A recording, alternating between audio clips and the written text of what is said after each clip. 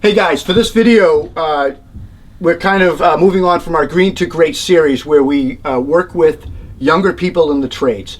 Today, I'm with Tim Roy from Schluter Systems, and I've got Eric and Luke. Yes, they're twins. Luke is my apprentice, and Eric works for a friend of mine. He's a like-minded, high-quality remodeling contractor, Jason Foley, and we're going to teach them, or I should say Tim is going to train them on installing a waterproof Schluter shower system, including a lineal drain, a niche, and a bench. So this video is going to cover that. Check out our Green to Great series. Tim, do you want to say anything about training the trades?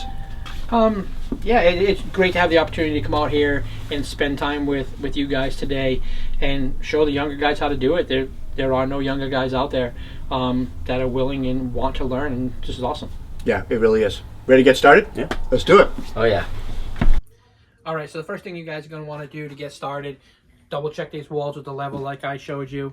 From there, we're going to want to cut in our board, dry cut our board, fit it, make sure it's going to fit properly. Once that board is cut and ready to go in, we'll show you how to do the wet shimming using the thin set, and then start fastening the board to the walls. Thin set over. Once the board's cut and ready to go in, then we'll start applying some thin set to the studs that are out, and we'll go through that wet shimming process. Okay. And when I find one, you want me to just mark it? If you want to put a mark on it, that's a good idea for reference for yourself. We're at this point here, most of them look pretty good. We just have a couple that are in on that particular wall. Same on the mixing valve wall. This wall here, we got a little bit more we'll take into consideration. Maybe once we get to that wall. Tim, what is wet setting for the video purposes? How would you explain that, So, layman terms? Wet shimming is a method in which we can shim the board off of our studs to make sure that it's flat, plumb, and level. When we're doing tile, and we're going to be working with our tile layout, we want everything to be as flat, plumb, and level as possible. So putting the thin set on the studs is going to give us a little buffer there. Then we put our board up, we check it with a level. We now have a flat, plumb, and level surface. From there, we can let it set up a little bit and then screw it in. Gotcha. When you put it up, do you trowel, put like trowel marks into the wall before you put the board up, or do you just kind of cake it on with? I kind of use the margin trowel, kind of like if I was setting a brick. I'm going to kind of point the edge of the brick. I'm going to point my stud the same way, putting more than I need. And then when I put the board up, push the board into it using the level, it'll mushroom around the stud, kind of grab a hold of that stud, grab a hold of the back of the board, let that start drying, and then put my fasteners in. Obviously, when that mud is wet and we screw through it, it's just going to ooze out. So we want to be careful when we go to put our screws in. We want that mud to set up a little bit first, and we want to go easy on our screws on the first pass. You know, maybe just one or two to hold it in place, let it sit for a half hour or so, then go ahead and finish the screws off on that. Okay. So now that we're ready to start cutting these, you got your measurements, you're going to come over here to your board. You know, keep in mind with our system, we're going to be covering these seams with a 5-inch tape. So if your cuts are off an 1/8, 1/4 inch, it's not really going to make a difference. We're going to put that in with some thin set when we're done. We want to cut it nice and even and precisely to fit. But if we're a little bit smaller to make it easier to get it in the hole, that's perfectly fine. We don't have to worry about a tolerance. We don't have to be within a 1/16 or within an 1/8. As long as we're close. And when we band over it, we'll take care of any of that differences. Is this board like when you just make one score, you could snap it, or? We're gonna cut this similar to we're gonna be cutting drywall. We're gonna mark it out, make our first pass. You know, maybe a nice light pass. Cut it maybe halfway through, flip it, snap it, and score the back, just like you were cutting drywall. 69. 69. And one of the nice advantages is with the grid, a lot of times, you know, in certain circumstances, if you're good with a knife, a straight edge or a square is not even really necessary, you just follow the grid. That's what I like about the Schluter, because you got the lines. Yep, and one thing people don't realize is that every 10 centimeters is a dark line. That's 4 inches. And when we get to our screw patterning, our fastening schedule, we're going to want to fasten every 12 inches. So we got our third one is 12, 24, 36.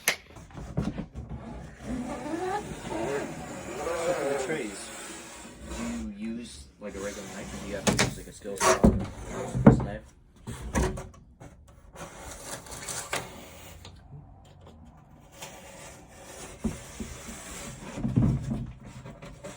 So say one of these boards works punctured, like say in the middle. Yep.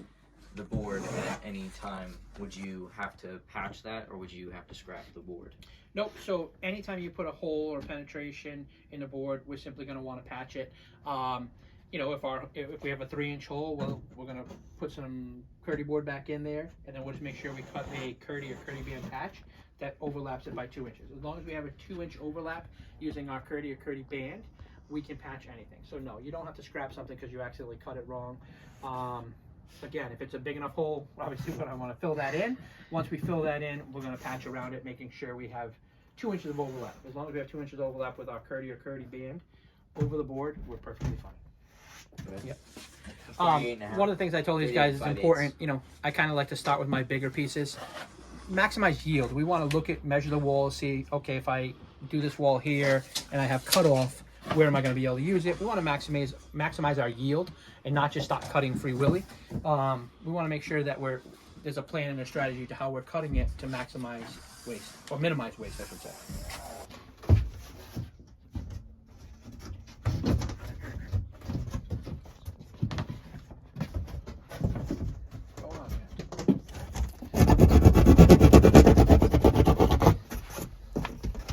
Yeah, we'll go ahead and trim that down so we're not fighting with it. So we're going to wet shim it here. So basically, along this one stud that we know, we took our level, we saw that it was indented a little bit. It wasn't in line with the other studs. We're going to go ahead, put some thin set on that. Again, you'll see it's pretty thick. And now what we're going to do is go ahead and put the board up and check with our level and push the board into the thin set. When we push the board into the thin set, it's going to push into it and get it right where it needs to be. We're going to have a solid shim behind there. We're going to have full contact between the mud and the board and the mud and the joist or the stud. We're not going to have any spaces or voids. You know, we don't want to just put globs. We want to make sure that that is continuous. Now don't go, when you put that in, we're going to push it with using the level. We're not going to just set it. So now that you get it up there, now we're going to come in, we're going to take our level, and we're going to push that board in using the level to make sure that board's where we want it to be. Then we can start, once we do that, then we can start screwing it in. Get a screw gun. I've got the screws. You just need a screw gun, Luke. All right. Okay, so we got that close. We're going to leave that for a minute. We're going to start putting some screws in and check it as we go. We're going to skip this stud for a minute. We're going to screw in everywhere else where we know it was pretty flat. Then we'll let this sit up for a while. Then we'll put some screws in there. Just keep moving. We're going to use washers for this part of it. The big advantage to using the washers, because of the size of the washer, we're able to cut our fastening schedule down to every 12 inches. Where if we were using a system that didn't require washers, we might have to fasten it every 6 to 8. We're also able to take this washer once we get to our seam and span the seam. So rather than have a fastener here and here, we're going to use one instead of two. So again, because of the washers, we're going to have a lot less fasteners. So the nice advantage is we have these little tabs here on the back of the washers, which is super easy with the grid. Really nice, really helpful. Every 10 centimeters is a dock line. Every 10 centimeters is about 4 inches. So I'm able to look at my line, come down to the first dark one, drop my washer in, snap my washer in, come down again, snap it in, and I'm able to follow that stud right down real easy, space them out 12 inches. You know, if you're 11, whatever. But having nice consistency on your screw pattern, when the homeowner or the contractor or the customer comes in at the end of the day and sees everything nice and even, perception is everything. Any concerns with a screw really low like that? In our system, we're not going to have any, as long as the plumber or electrician put plates on properly and we don't drill through a plate. No, we're not really concerned about any fasteners low because we're going to be taping over that seam. We don't have a rubber liner or a copper pan behind the board, so we're not worrying. We can put the screw kind of wherever we want. Obviously, we want to look at where the plumbing is behind it ahead of time, but other than that, nope, we're good. So why wouldn't you overlap the board over the pan? So we're waterproof. We're not just shedding water. You know, there's kind of a difference, right? You have a roof, everything sheds off of it. But if that water fills up and backs up, it goes right into the shedding. With this system here, if we were to plug this and fill it, it's not going to leak. We're waterproof. We're creating a bucket or a bowl. it doesn't matter which way it overlaps, because if we relied on overlapping, when you fill it, the water's going to go right up behind the overlap and out. We're waterproof. We're not just diverting water. So what I would do in this case, Would you go stop here a or second. just go for there? So what I'm going to do on this one is I'm going to start. Now I can get closer and get a better mark. Oh, and then you'd. Yep. Would you just trace it with the knife going around? One or two things. This is loose, so we could. Now we can go ahead, hold it center, and trace it.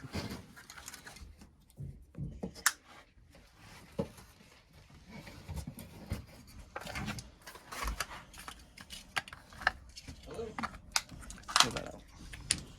Keep the. You want the saw? You want the saw? Strap him the saw. Get it away from the pipe saw. Yeah.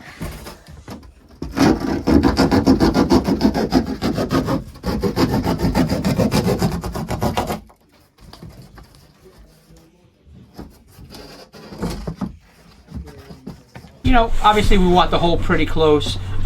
We do make a pipe seal that's going to go in on top of that afterwards, so we're going to be able to get it much cleaner and much tighter to the pipe, so when the plumber comes back in, pulls out the temporary plug and puts his nipple in there, we're going to have a nice tight seal to it. So if the hole's off a tiny bit, that's not going to really make a difference. Her scar, it's a triangle like that. So it's around the bottom, up, down. You asked about the size of the board. One of the big advantages to our board is it's all designed nominally. What I mean by that is, like this particular board here is 64 inches, so in most cases we're going to be able to hit the studs, and it's 48. So whether we turn this vertical or horizontal, we're able to use the entire board catching studs on both sides without having to throw away, you know, anywhere from 10 to 20% of the board. If this was a 5-foot board and we're doing the shower here, we would be losing a foot of this board that we would maybe be able to use, but maybe not. But because it's 64, we can go to the next stud. So we make all of our board 32, 64, 96. That way it works with today's modern framing. In theory, it should be the same, but sometimes you don't know. Don't forget, he's putting a 1/2 inch on that back wall, so it's going to be a 1/2 inch shorter than what you Yeah. It's the same. Because they're all 39, so 38. So am I going all the way up with this? Yep. You can probably, you know, maybe stop. Stop a foot or so. And you can always back out one of those screws if we have to. Yeah. Back it out just a wee bit. Just a hair.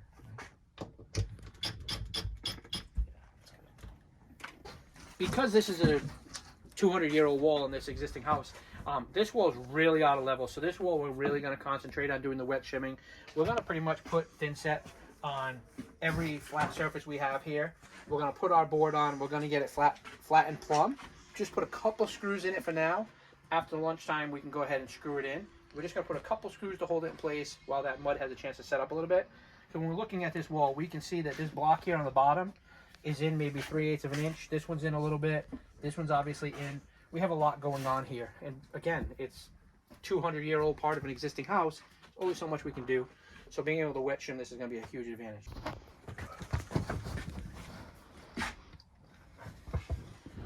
Maybe start over here. Start in the middle. Obviously, we want to pay attention a little bit to how much we're patting it out. We don't want to totally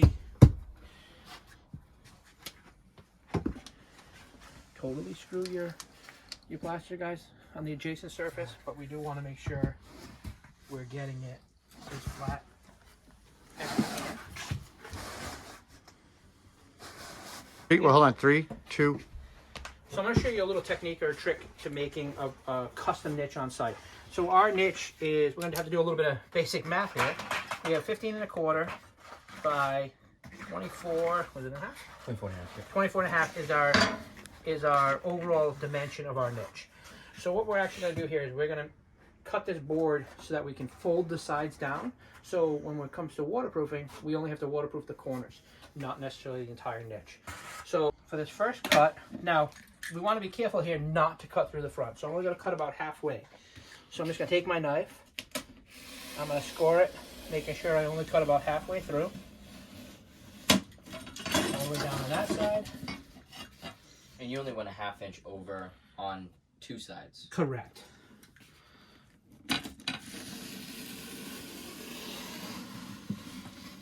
halfway there. Now this one here, I'm only going to cut from my line to my line. You go a little past, it's not the end of the world. But don't come all the way to the end because we want to save that little piece there. Okay. Same thing on this end. Now that we have that, I'm just going to go ahead and freehand these ends off. Now this one, I want to go all the way through. You cutting the corners off? Yep, I'm going to cut the corners right out. I'm just going to kind of plunge straight down and cut that corner out. Same thing on this side. Again, just freehand this and cut this right off. If you're not comfortable freehanding, you can always use your square.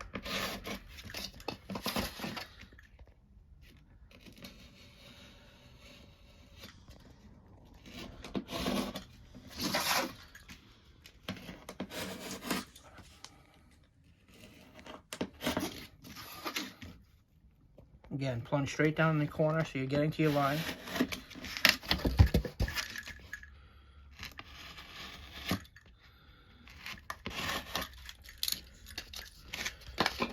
There's your knife. So now that we did that, you can see we did not cut through the surface. So now we just carefully fold it. Fold these sides, and this kind of helps you just give us something to keep it a little bit square. Now we should be able to take this piece. Pick up that impact driver. If our math is right,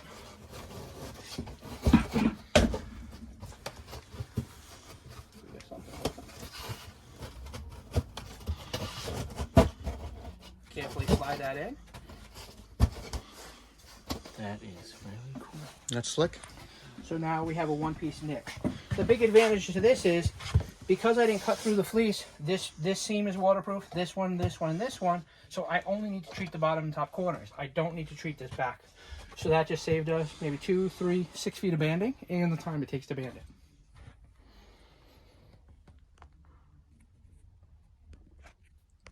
So again, when we're cutting the niches, what we're going to do is we're going to start with the dimensions of our hole.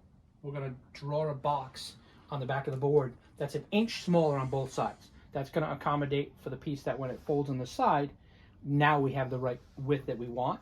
And then those wings, typically on a 2x4 framing, they're going to be 3 inches. If we had 2x6 framing, we would make them 4 3/4 to 5 inches. So we want to take the total depth minus a ½ inch. That's the length of our wing.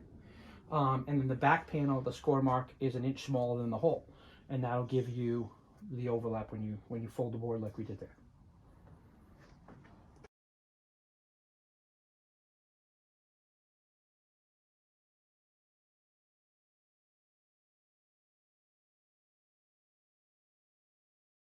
So one of the big advantages to using our 2-inch board to build your own bench is we can control our destiny. If the carpenters ahead of time, not knowing the tile, not knowing the shower floor, build a bench, they might just build a 12, maybe 15, whatever they want. They're not taking into account the layout of our tile. What we did in this scenario is we put in our drain, so that way we have the same amount of tile on the left side of the drain and the right side of the drain.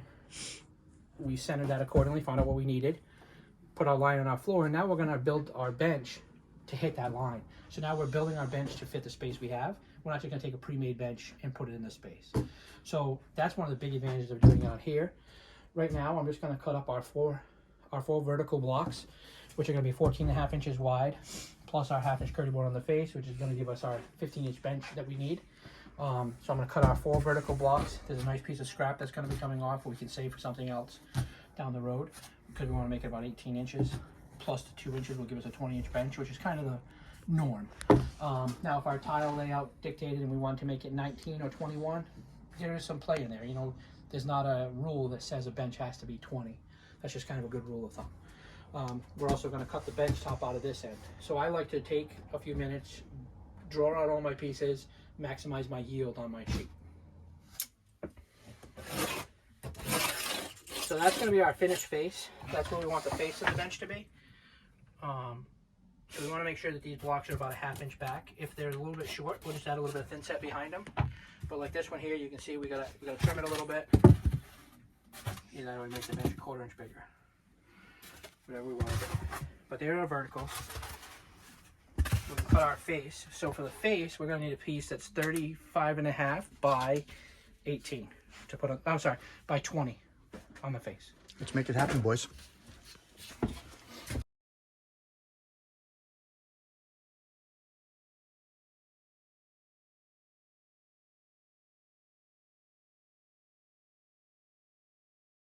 Go ahead. So one of the big advantages to using our all set thin set when you're using our shower system is that you can use this thin set for every aspect of it. You can use it to tape your seams on the Kerdi board. We can use it to put the tray down. We can use it to put our tile installation in. We can pretty much use this thin set for the entire shower. The way we're able to achieve that is we have a wide range of water that we can actually mix with the thin set for using it for different applications. It's important anytime you use any thin set, especially newer, more modern thin sets, you take the few minutes to read the bag. You can see here our instructions are pretty clear. We have this nice little chart here. It's going to tell you everywhere we can use it. So the all set, we can use it in every one of these orange check marks. The only place we really don't recommend our thin set is going over directly over a vinyl floor. In that case, you can see here we have a check mark under a product we have called Fast Set. But for every other installation, this thin set is going to be a great multi-purpose thin set for you. So that being said, now we want to come down to the mixing instructions. Before you mix, what are you mixing thin set for? Are you mixing it to do the prep and the membrane, which is the Kerdi and the Ditra, or are you mixing it to do tile? So we simply just look down here for setting membranes, for setting tile. We have two different water ratios. You can see for membrane, we can go 7.5 to 8.5. For doing tile, it's 5.5 to 6.5. If you're not familiar with it, I kind of recommend splitting right in the middle. So if we're doing a full bag of thin set, we want to do 8 quarts of water, and then we want to mix it for the greater part of the time. So we want to mix our first mix for about 5 minutes. We want to let it sit for about 10, and we want to remix it for 3. The importance is that when you do your first mix, you're dispersing it, you're mixing it up, but we need to let the chemicals and the particles in that cement absorb the water, and then we need to remix it. That's why it's important to let it sit for 10 minutes. So we're going to go ahead, we're going to put our appropriate amount of water. We've weighed out 25 pounds instead of 50, just because we don't have that much to prep. So we're going to put 4 quarts of water, which is half the water. So we have half the thin set, we're going to put half the water. So we're going to go ahead and add 4 quarts of water, and then we're going to mix it for 5 minutes, let it sit for 10, and go ahead again and mix it for another 3 minutes, and then we can start working with it. So, little trick I used to use on the road is large iced coffee cup from any of our local spots up here. Tend to be 32 ounces. So I find it a good way to do a quart of water. So we're going to go ahead and mix 4. There's a big argument whether or not, or debate I should say, whether you put your water in the bucket first, your powder in first. Truth is, if you mix it for the appropriate amount of time, it really shouldn't matter which way you do it. You should be thoroughly mixing that bucket. A lot of guys might want to put their water first, then they add their powder. They can maybe get away with mixing it a little bit shorter. But if you're mixing it for 5 minutes and mixing it properly, it really is not going to make a difference. So we have 1 quart. Here's our second quart. Our third. And our fourth. So now that we've got our 4 quarts of water in there, again, half the cement, half the water, we're going to go ahead and mix that for 5 minutes. You kind of want to mix that low and slow. So you want to turn your drill down to the slowest speed of the mixture. If you mix it too fast, you're going to develop heat and put air into the mix. So It's geared for that. If it is a mud mixer, most of the time the mud mixers are going to be from 300 to 500 RPMs. That's what this looks like. It's designed for mud, so you're going to be mixing it at that slower speed. So go ahead and mix it. We'll watch for 5 minutes. Okay, go ahead. All right, so now we're going to go ahead and we're going to install the bench that we pre-cut earlier. For this application, we could use thin set or we could use Kerdi Fix. I'm choosing to show you the thin set method just because we're going to be using thin set to do all of our banding. Why not just use it to build our bench? So the first thing I'm going to do is I'm going to spread out some thin set or key it in wherever I'm going to be putting a block. So in this one, because of the dimension, it's going to be basically 12 inches on center for our blocks. You know, we could go 16, but with the dimensions of the shower, it just didn't work out. So I'm just going to key in some thin set in those areas to make sure that we get a good bond. And that's with the flat side of the trowel. With this, exactly, with the flat side of the trowel. The other advantage to using thin set over Kerdi fix is if the walls are out a little bit or the floor is out a little bit, we can use the thin set to help make up some of that and correct a little bit of that. So I keyed in my thin set in the areas where I'm going to be putting my blocks. I like to use a margin trowel. Some guys like to use a regular, maybe a 1/4 by 3/8. It's really whatever you're comfortable with. But I kind of treat it like I was setting blocks.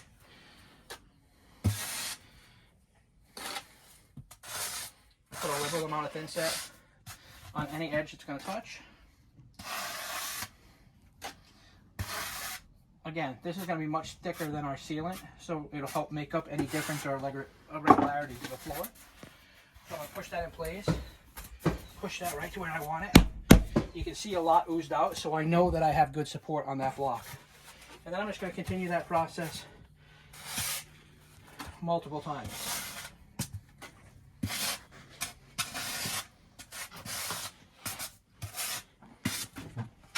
So we get the edge of the board covered.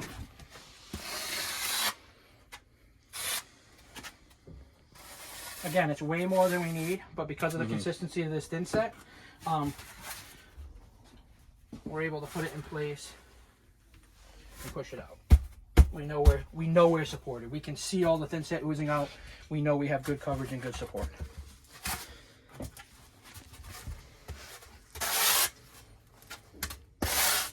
And again, this is going to be something, the more you work with it, the quicker and more efficient you'll become. You might find a little tip or trick that works good for you, and as long as you're getting good coverage, that's all we really care about. You just want to make sure that you have plenty of thin set. We don't want to have a void. So like actually, because this corner was out a little bit more than we were able to correct, I'm just going to go ahead and put a little bit extra thin set there to make sure I can hold that block off a little bit and still have good support on the wall.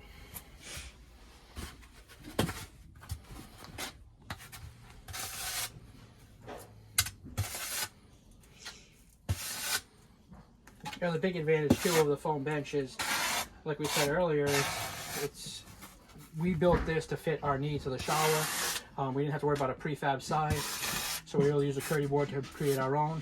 The other advantage is that foam expands and contracts way less than any structural lumber. If we built this out of regular 2x4s and plywood, it's going to move and work and expand and contract way more than the foam will. So there's our 4 supports. I'm really not worried about making sure they're exact. We're tighter than 16 inches, so we definitely have enough support. So now it's just a matter of supporting our top piece. So I'm going to we were able to get our bench top in, making sure everything's where it wanted to be. Because I left extra thin set here in the back, I was able to create a slope. You can see it on this grid pattern here.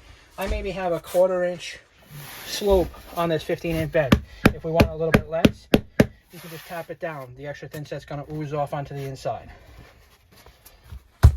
Make sure that one's pushed in a little bit. Again, because we use thin set, we have a little bit of fluctuation or a little bit of leeway. All right, so now that we have our 4 supports and our solid deck on, again, we were able to put a little bit of extra thin set along the back to create a little bit of a slope on the top of this bench. Next step is going to be to go ahead and put our face on, which we're going to just do the exact same way.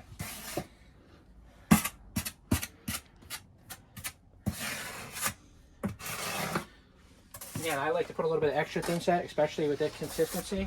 If a little bit oozes out, that's okay. The next step is to take our face, slide that in place.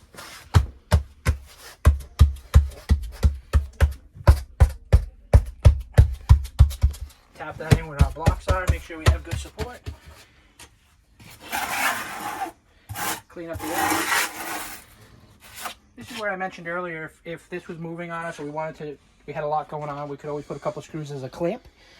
It's not going to do anything structurally, but it will hold it in place while we're working with it. This one actually seems pretty solid, so I don't think we need to. So you don't have to use any types of buttons or screws in the bench seat itself? Yeah, you could, if you go real careful and real easy with the screw, it'll hold the screw just to keep it in place so it's not moving around and getting sloppy on you. But this one actually seems pretty solid, so I don't think we need to take that step.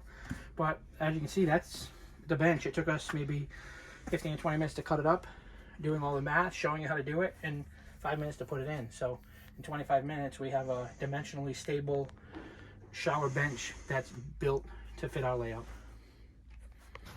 All right, so the next step we have here, guys, is we're gonna cover all of our seams and all our fasteners.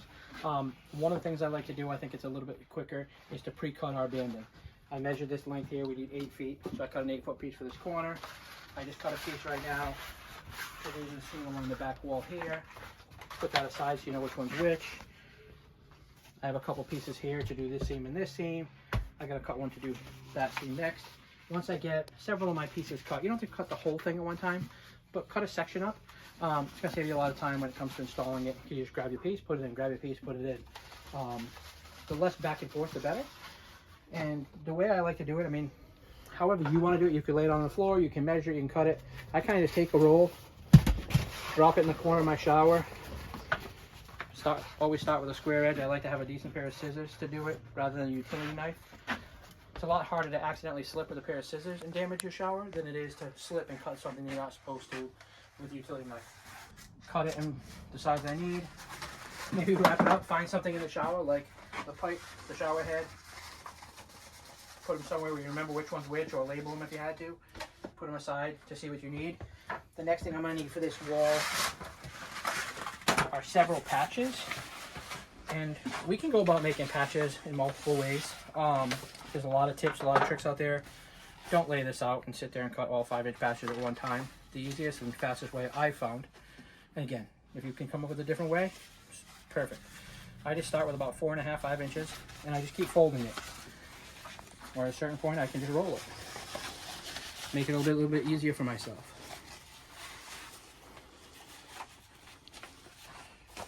Roll a piece of membrane out like so. Fold it in half. Simply take my scissors, cut it like that.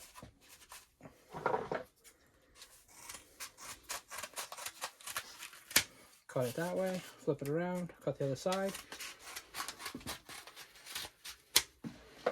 And in 30 seconds, I got enough patches probably to do this entire wall and to start carrying out to the next wall. So I'll put those aside and then get started with banding. I noticed you only measured for like the top to like the middle part. Why didn't you on run this your one here, strip? I only went to the seam. Why? Yeah. Because I already have a piece cut right here. So I need to overlap 2 inches.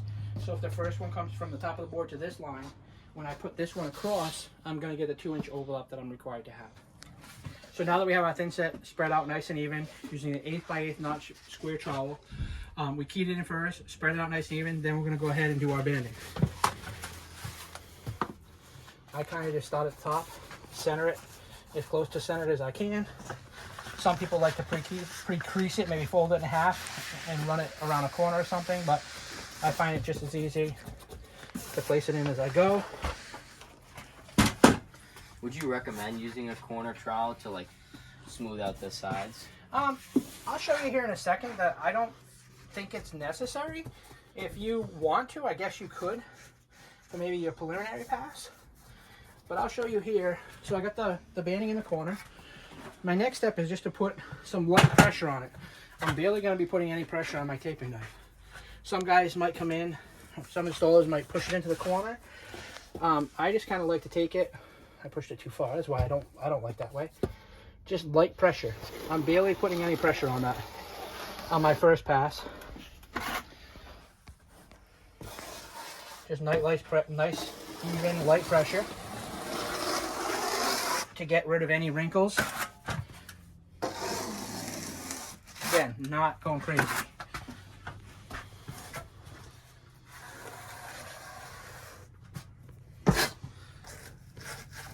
Once I seat it, then I come back in with like a firm to medium pressure and put a little bit more. Again, I'm not pressing super hard. I'm not trying to push all the thin set out. I'm just putting firm to medium pressure to make sure that that banding is seated properly. If you come up with an area like that, just kind of stretch it out a little bit and keep going. I think I left a little blob of thin set there.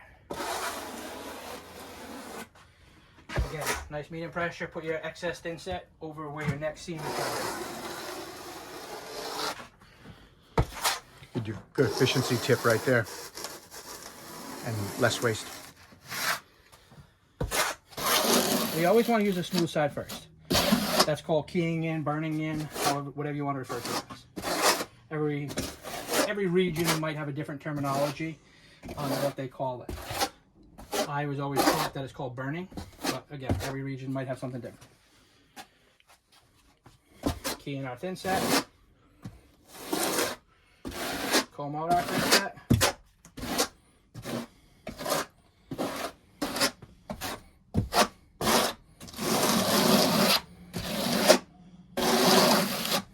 You just want to make sure that you have nice even coverage. Do you want the ring for that, or you want to wait? We can do that after. Somewhere I pre-cut my pieces.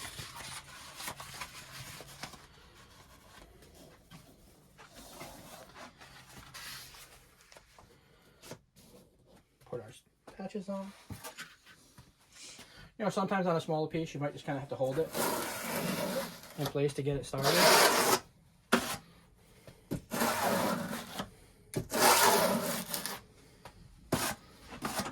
After the felt pads are adhered to the wall, have you ever had a problem with, after they're done drying, that the thickness of the felt pad after they're being overlapped on each other? Be a problem? Honestly, usually that could happen if maybe we're doing a really small mosaic on our wall tile, or we're trying to skimp on thin set. If we're using the appropriate amount of thin set, this buildup, which is 30/2 of an inch, should not affect your tile assembly. It's pretty minimal. You know, if we're using a real small tile, maybe it would. On a larger format tile or a bigger tile, just a little bit of extra thin set, maybe the next size trowel is going to help alleviate that concern.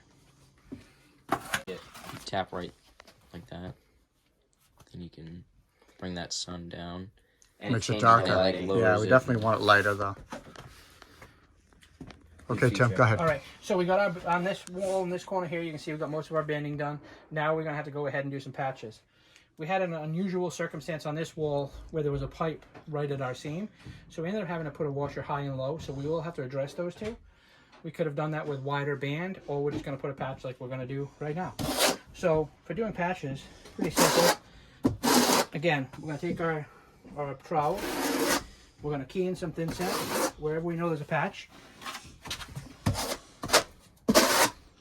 I like to go ahead and maybe do half a dozen, 10 at a time.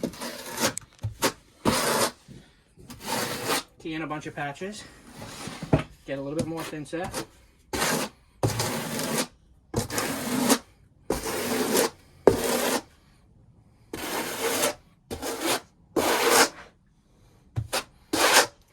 Same with thin set as it is with the patch for the overlap? We want to have about a roughly minimum of a 4-inch patch. For the thin set. Yeah, I thought there was a washer right there. There's one above it, definitely. Okay, again, we have a funny little detail because of the pipe. But, so now you can see we got a bunch of thin set spread out. Grab a stack of our patches we made earlier. Again, I like to do a half a dozen or so at a time. Put our patches in place. You can usually see where it is, where the washer is. You know, don't do one at a time. It'll take you all day. You know, one of the other trends we see every now and then is putting one strip of band up the entire thing. You absolutely could. There's nothing that says you can't. That comes down to preference. Yeah, more material, more everything, right? You are going to use a little extra material, so it's going to cost you a little bit more. Some installers find or believe that the time savings kind of makes it a little bit worthwhile to do that. Some installers don't think so. So that comes down to a preference. You could do full strips or you can do patches. As long as you have 2 inches past the screw hole, that's all we are looking for. Whether or not you use 5 little pieces or 1 long strip is entirely up to you. To do the patches, all I like to do is take 2 knives. I kind of hold it in place, smooth it out, go the other way, clean it up. Hold it, smooth it out. I like to get rid of some of my extra thin set as I go, so that way I'm not putting more thin set on top of it. There's another trend online where we see where installers will go through this whole process and then take a sponge and clean anything. Yes, it looks nice. There's zero reason to do that. I actually like the added little thin set. You know, it makes it a little bit smoother when I'm running my trowel. Again, it kind of comes down to pressure.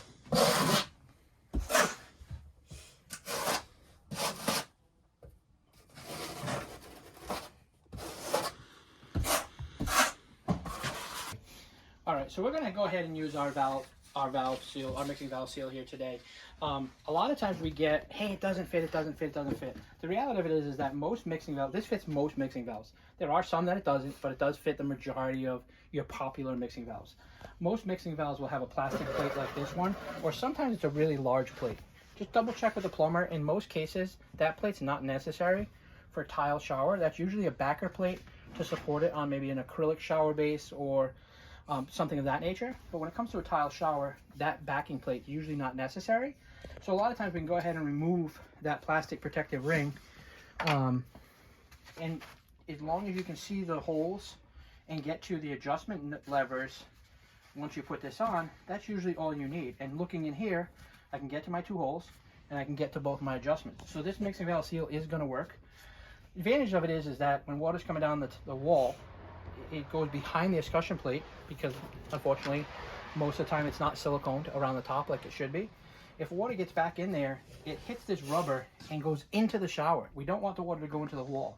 So the advantage of this is it's got kind of a pitch on it, so the water goes back in the shower.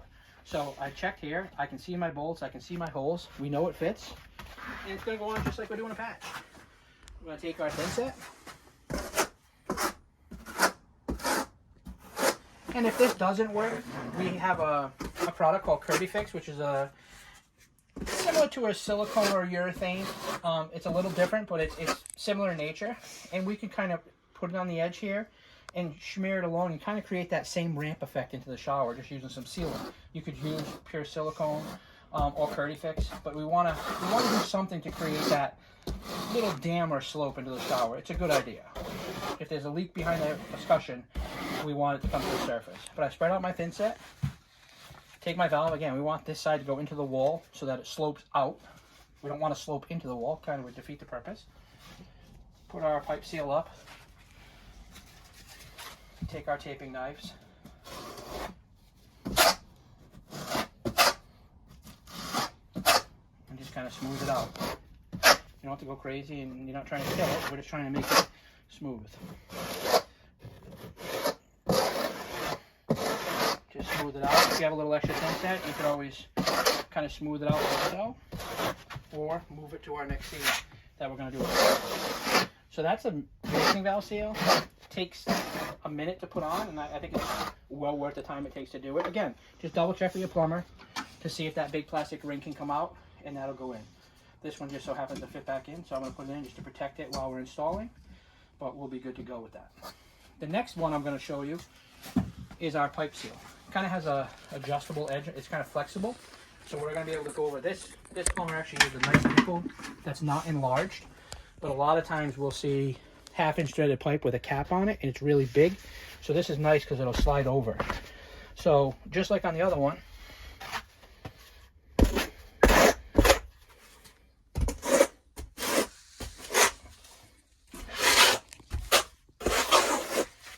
spread our thin set out, comb it out.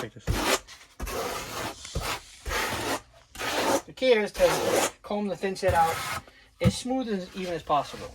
Stretch that over here, slide it to the wall. When he backs this out and he goes to put the nipple in, he's going to get the same thing. It'll just stretch around it. And then he can put a nice bead of silicone, pure 100% silicone, between the nipple and the tile once the tile installer is done drilling his hole. So there's your mixing valve seal. I am noticing we can kind of see a washer there, so we will want to make sure we patch that. We put a small patch over that fastener right there. But that's the pipe seal and the mixing valve seals.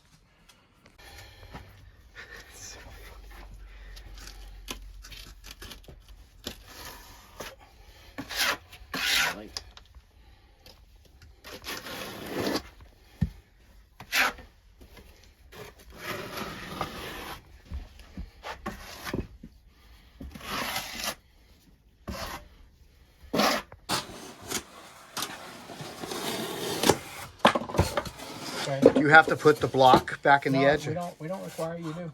Okay. So what we're gonna do is I'm gonna take your level and figure out how much we have to bring it up.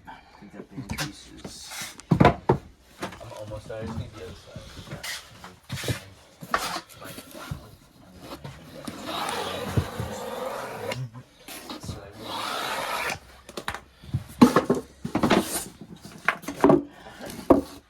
Now that we have our wide, continue it a little bit.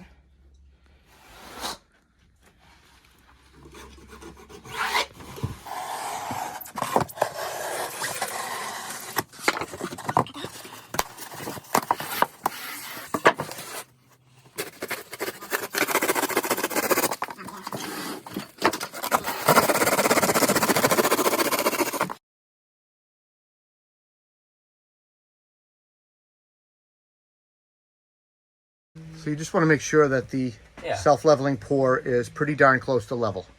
It is. And how about down Does it here? matter about the crack? Nope. Nope, that won't matter. How about by the bench? So we're gonna measure for our tray. One thing I'm just gonna do real quick first, just to see how square it is. So that way we know whether or not we have to maybe make a pattern or if we're just gonna be able to cut it kind of as is. So the first thing I'm gonna do is check the corner to corner. We're 62 on that side. And we're gonna check to see the other way to see roughly how square we are.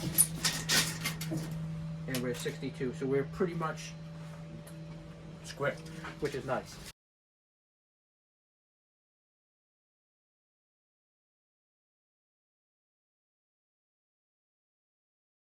Did you score it all the way deep? I did. Would it be better to score? Try it. Try, man.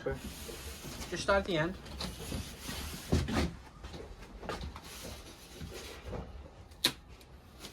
Once you get it And it started, won't break? No, once you get it started.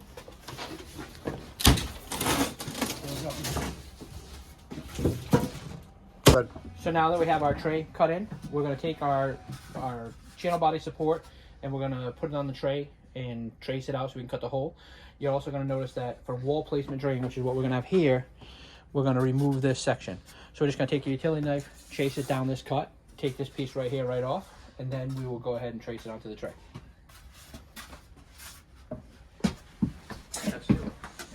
Yeah, so finally they made a mold and we actually make those in Plattsburgh, which is nice. We know our drain is centered in the tray, so we're gonna take that, lay it on top of here. There are marks on the back of the tray. Hold on, let me put this up for a second. There are marks for specific size drains on the back of the tray. However, we've modified the tray, so we're just gonna kind of disregard the marks and we're gonna put them ourselves using the channel support as our guide. So we're gonna butt that in the end. We're gonna center it in the tray. So go ahead and measure left and right, make sure it's centered. Now that we have the channel body support center where we're gonna be cutting into the tray, go ahead and trace that out. If we make our hole a 1/16 of an eighth of an inch larger, that's not gonna be a problem. We're gonna fill that with thin set as we go. It doesn't have to be super tight. So it's butt to this side, right? We're actually gonna butt it to the end. Okay. So right about there, what you're gonna see is just a little bit behind that crease. There's actually a cut line on the back of the tray to make it a little easier too, but we're kind of concerned about the dog ears. Okay. All right. So now that you got that, you're just gonna take your utility knife and carefully score and cut that piece out. See? And then just take your utility knife and carefully cut that from the front.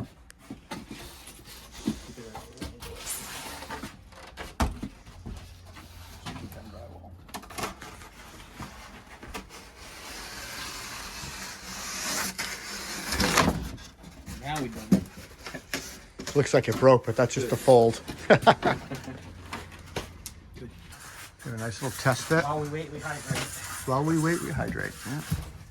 Did you watch any of that, those videos I told you about? Perfect. You like it? Would I'd put that in to test fit it Yep, too? we're Or? gonna test fit that. Narrow part towards the wall. Not the other way, flip it up. There you go. Just make sure that fits, because if not, now is the time when we want to trim something.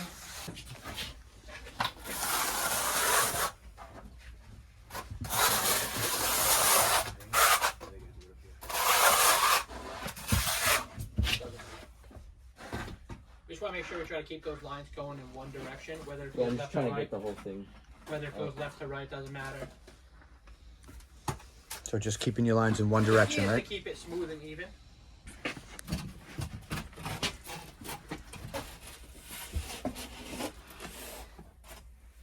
Once we get it in the hole, basically just gonna walk it up. In the direction of the drain. Doesn't really matter. We're just trying to make sure that it's getting embedded in the thin set. We call this a Schluter shuffle. The Schluter Shuffle. I like I say that 3 times fast. We just want to make sure it's embedded. And then we can go ahead and just double check it. You check with your level again.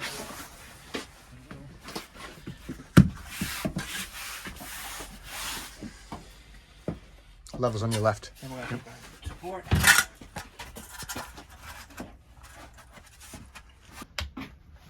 All right, so we're making the drain connection right here, and then we'll have our plumber make the final connection for us. We used the Kerdi band, but we used a smaller notch. Yep. What's the difference between setting in the drain? Well, I'm actually supporting the drain itself, the flange. Oh, okay. So if the flange is going down, then they have the... So would you do an 1/8 for the... Yeah, once I get the drain set and pushed in place, we're going to go ahead. I just want to make sure that the drain is completely supported. Then we'll go ahead and comb it out.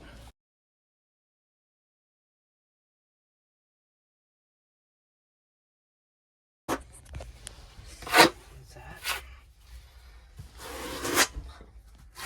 I like to get rid of my thin set.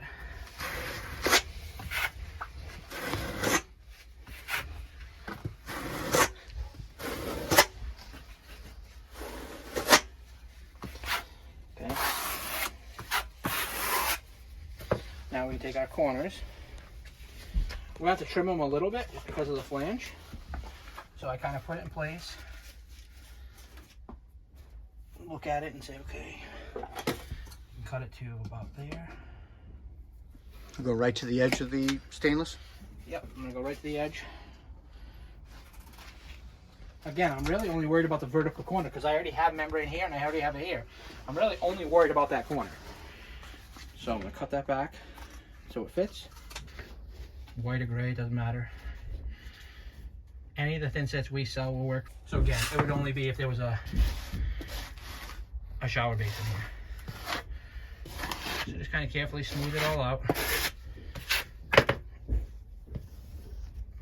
We got a sponge, we'll clean out that truck. Is that okay, or should I cut this? Nope, that looks piece of good. felt pad? That So looks is it good. based towards more preference, or is it just it's more of a cleaner cut with scissors? I personally think the scissors are going to give you a cleaner, better cut. Put a little bit more thin set in this corner here, so we can do the So same I for go this on one. your side to do that. No, you can do it on your side. Just kind of pull away from the corner. Don't go towards the corner or go down. You want to go away from the corner to tighten it up.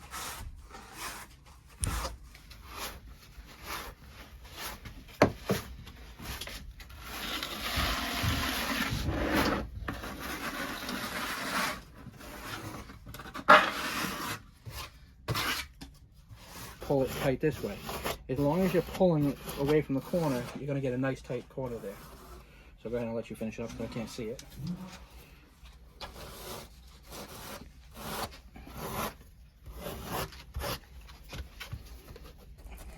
So it's based on preference. You prefer to get it on and then cut it and fold it over. That's what the scissors do. That's what I like about the scissors.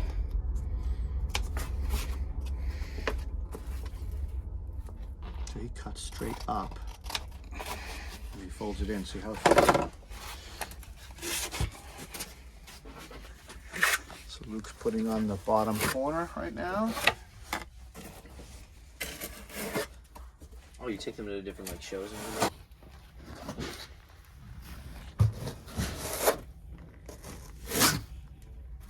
All right, putting the band in.